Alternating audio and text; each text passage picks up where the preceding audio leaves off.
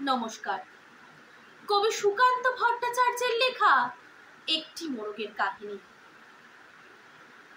একটি মোরগ হঠাৎ আশ্রয় পেয়ে গেল বিরাট প্রাসাদের ছোট্ট এক কোণে, ভাঙা প্যাকিং বাক্সের গাদায়, আরো 2-3টি মুরগির সঙ্গে। আশ্রয় যদিও মিলল, উপযুক্ত আহার মিলল না। সুতীক্ষ্ণ চিৎকারে প্রতিবাদ জানিয়ে গলা ফাটালো সেই মোরগ।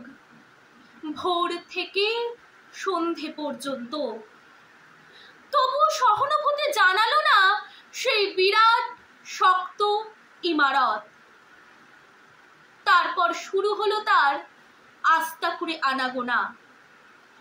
আশ্চর্য, সেখানে প্রতিদিন মিলতে লাগলো ফেলে দেওয়া ভাত, রুটি, চমৎকার প্রচুর খাবার। তারপর এক সময় আস্থা করেও এলো অংশীদার, ময়লা ছেঁড়া ন্যাকড়া পড়া আরো 2-3টি মানুষ। কাজেই দুর্বলতর মোরগের খাবার গেল বন্ধ হয়ে। খাবার খাবার খানিকটা খাবার।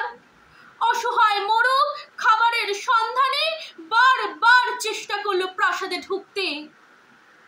প্রত্যেকবারই তারা খেলো প্রচন্ড। ছোট্ট মোরগ ঘাড় উঁচু করে স্বপ্ন দেখে প্রাসাদের ভেতর রাশি রাশি খাবার। তারপর সত্যিই সে একদিন প্রাসাদে ঢুকতে পেল। একেবারে সোজা চলে এলো সাদা ধপধপে দামি কাপড়ে ঢাকা খাবারের টেবিলে। অবশ্য খাবার খেতে নয়, খাবার হিসেবে। নমস্কার।